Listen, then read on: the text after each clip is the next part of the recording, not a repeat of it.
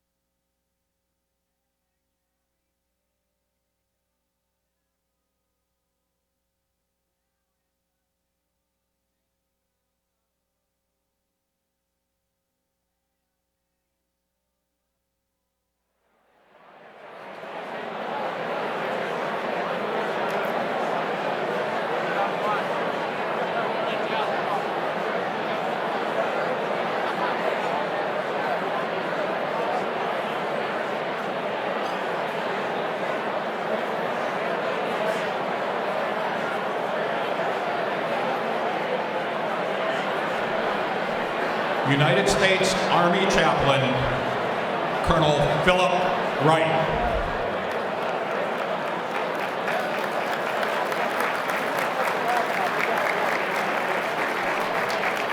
A senior at Washington Lee High School in Arlington, Virginia, Miss Maura Miller.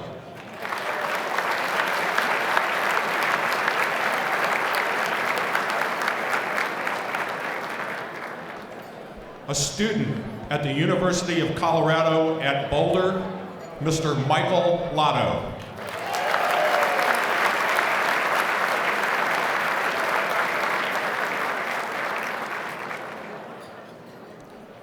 From the Defense Department, Director of Electro-Optical Systems Program Office, Dr. Daryl Zimbelman.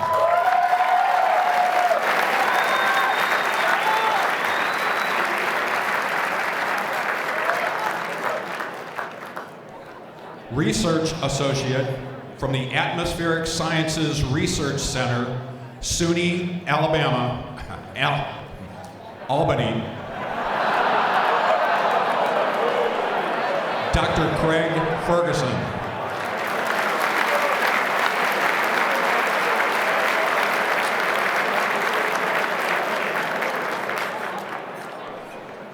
From Shasta High School in Redding, California, science teacher, Brian Grigsby.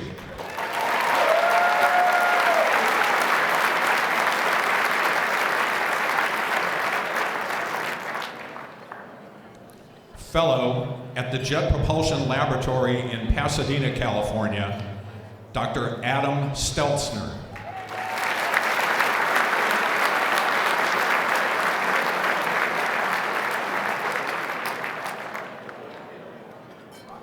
Accepting on behalf of the Kepler team, Principal Investigator from NASA Ames Research Center, Mr. William Borucki.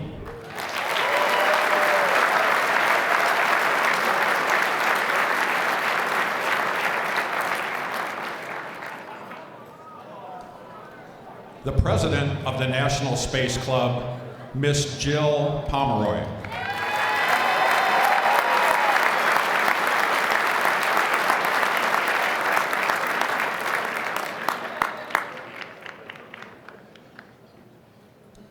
From BAE Systems, this year's Goddard Dinner Chair, Gary Testu.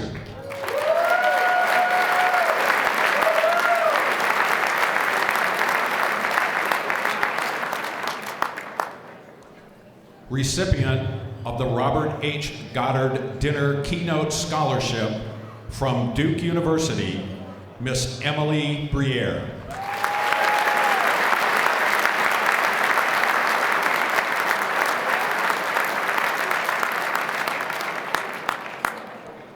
CBS News space reporter, Mr. William Harwood.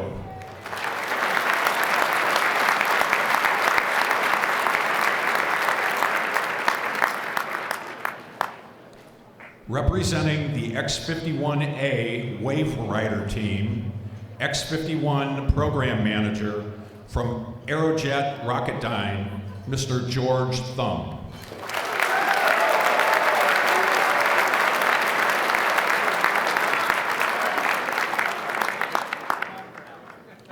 From NASA's Lyndon B. Johnson Space Center, accepting on behalf of the Extravehicular Activity Console Team, Mr. David Korth.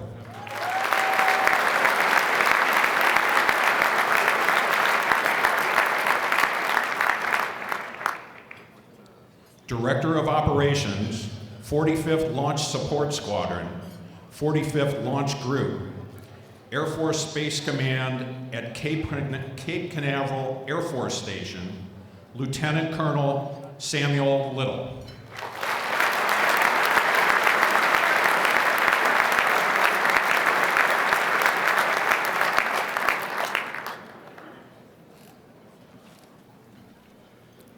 Good evening, and welcome to the 57th Annual Robert H. Goddard Memorial Dinner. I am Jill Pomeroy, and I am honored to serve as this year's president of the National Space Club. We are thrilled to have each of you here with us this evening as we recognize outstanding achievements from across our industry. As many of you are probably aware, there was a lesser awards ceremony this past Sunday in Hollywood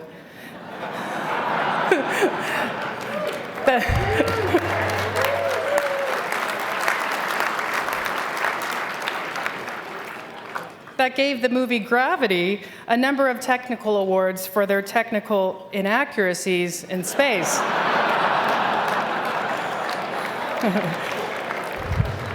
But tonight, ladies and gentlemen, we are going to celebrate gravity as it was meant to be, by obeying the laws of physics.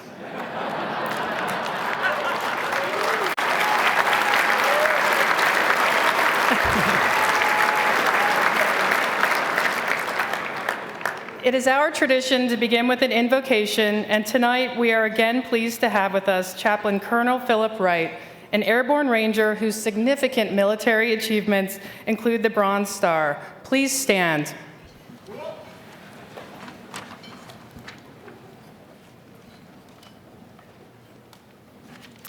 Would you pray with me, please? Almighty and eternal God, I ask for your presence tonight as we dine and celebrate the honorees of the 57th Annual Robert H. Goddard Memorial Dinner. Lord God, creator of earth and the heavens, where space is not a vast, empty vacuum, but a dynamic place filled with active particles, radiation, and trillions of objects, large and small. I acknowledge that it is an environment that is changing constantly, and it makes the design and operation of space systems an ever-challenging task. Whether it is a deep space mission to another planet, the operation of an unmanned, autonomous, reusable space plane, testing of the first X-ray concentrator prototypes for the NICER instrument, or a teacher who inspires students to reach for the stars, thank you for this opportunity to celebrate the people behind these projects and reward them for their creativity, enthusiasm, hard work, and perseverance. Please bless the food we are about to receive, those who prepared it, those who graciously attend to us tonight, and the members of the National Space Club whose tireless work behind the scenes this past year has enabled this special event this evening. Lord, be with the men and women of our armed services as they stand watch so that we remain free. Protect them and comfort their loved ones anxiously awaiting their return. Finally, Lord, keep us mindful of our duties and responsibilities, humble with our blessings, willing to help those less fortunate, and prayerful for those in harm's way this very night. These things I ask in your most holy name. Amen. Thank you, Chaplain Wright. Please remain standing for the presentation of the colors and the national anthem.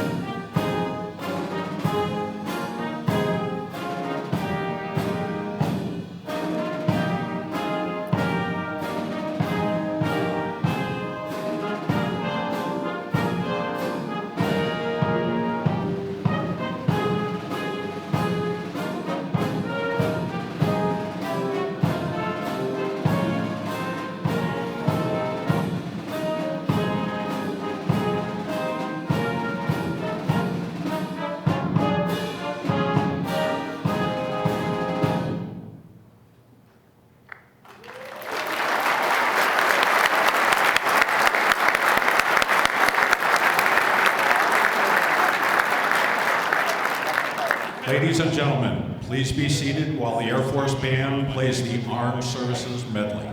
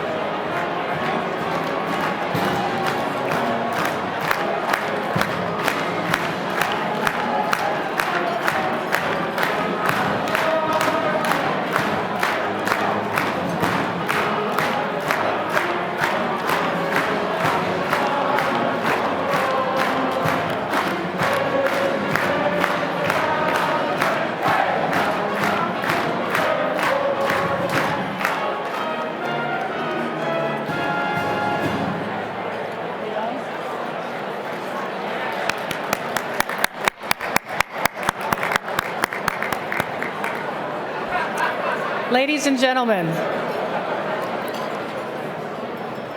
many thanks to the Joint Services Color Guard for this evening's ceremony, and also to the Air Force Band, which we were pleased to have here again this year. Tonight,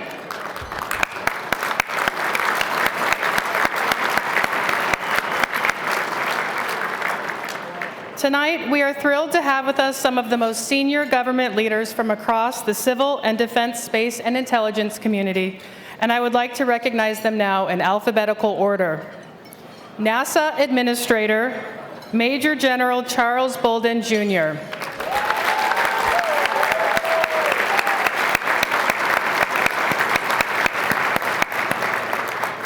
Deputy Director of National Intelligence for Intelligence Integration, Robert Cardillo.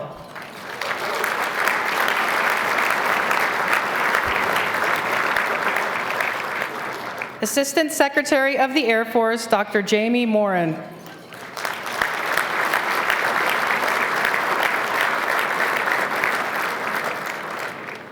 Director of the NRO, Ms. Betty Sapp.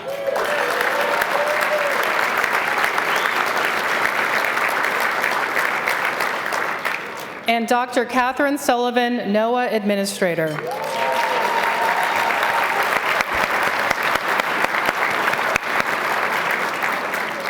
As many of you know, the Space Club does much more than put on this awards dinner.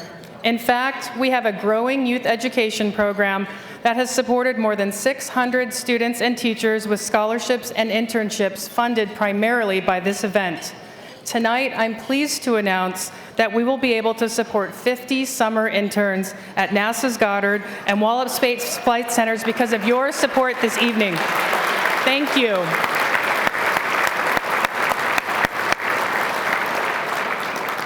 As you enjoy your meal this evening, I invite you to take a few moments to watch the slideshow of last year's internship program and also review the newly created Youth Education Short Report found at your places.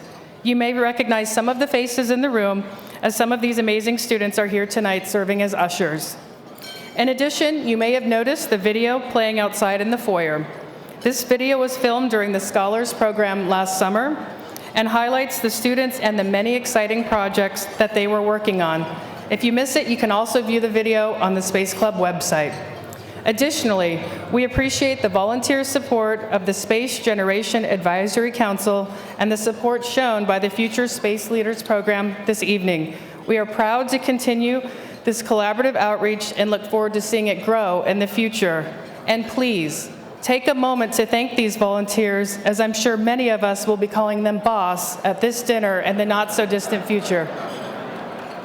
Now, please sit back and enjoy your dinner. For those of you following Lenten practices, the Archdiocese of Washington has granted the Space Club with a dispensation for this evening's meal. Enjoy.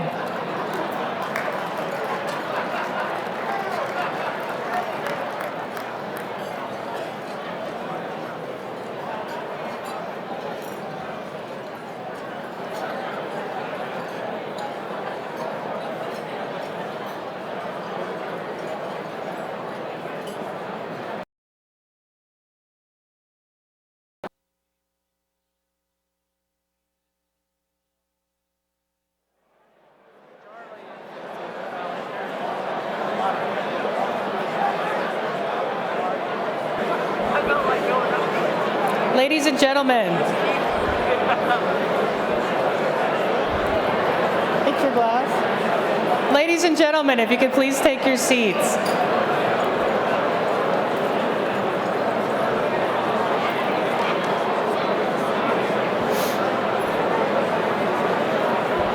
If you could please take your seats so we can resume the program.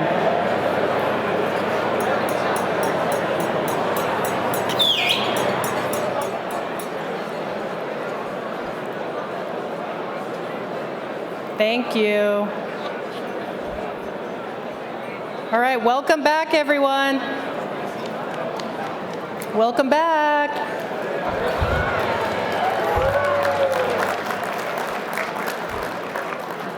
Get a wine, get a new drink.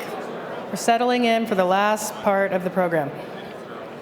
For those of you who attended our dinner last year, you may remember we broke with the tradition of having a noted headliner as our speaker and instead presented a student as the keynote speaker for the first time.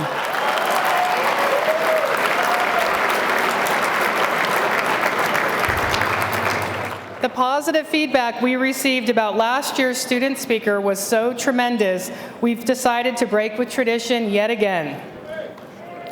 So, after conducting a nationwide search, fielding more than 100 interested students ranging in age from high school students to graduate students, we are pleased to have with us this evening Ms. Emily Briere. In addition to serving as tonight's keynote speaker, the club is also providing Emily with a $10,000 scholarship to support her further academic pursuits.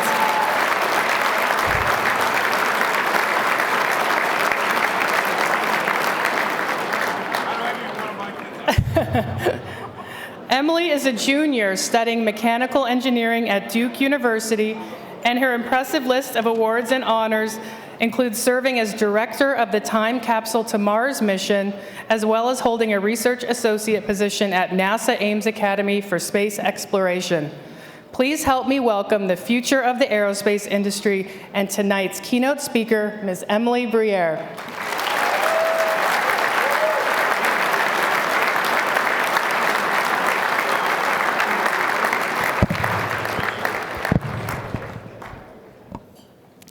Like so many others, I've been interested in space since I was young.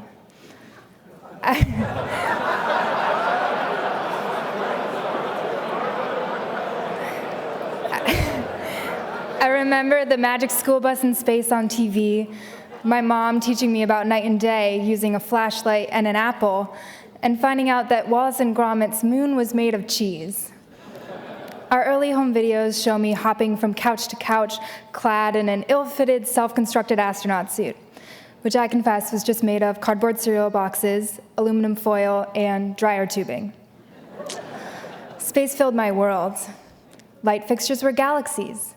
My dad's minivan, an interstellar spaceship. My brother's room, a black hole. In a family of 4 kids, in a house that seemed to be the destination of all kids in the neighborhood, every day was another episode of Space at the Briere house. For a while, I was probably just like every other kid. For all of us, space was still the final frontier. But over time, my friends' interests changed. They grew up. Their dreams evolved to those of glittering dresses, sold-out rock concerts, and sleek new cars. But somehow, my interests never changed. Maybe I never grew up. But I like to think I just somehow managed to keep that childlike wonder, the ability to look up at the sky and just get lost in it. Truthfully, I hope I never lose that ability.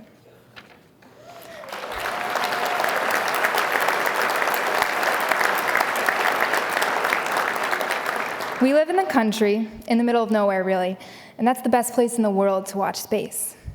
You see, from nowhere, you can see everywhere, in terrific precision.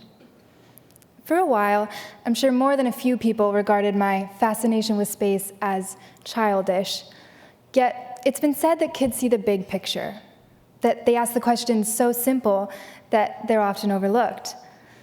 And in an age where tiny pixels of detail rule the portrait, and where the most obvious questions seem to be forgotten, maybe the impact of adolescence isn't light years away. And maybe we don't have to first grow up to let childhood define our future. I find myself asking some of these big questions about space. For instance, why do we, as the human race that is, feel such a desire towards space? Well, history has provided prerogative for similar exploratory journeys. The American colonists sought religious independence. The Portuguese sought wealth. The Romans sought greatness.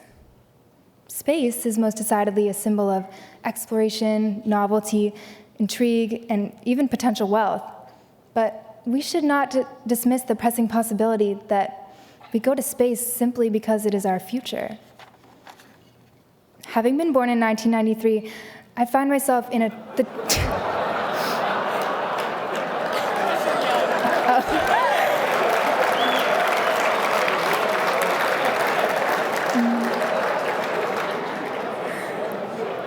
I've grown up in the transitory space age.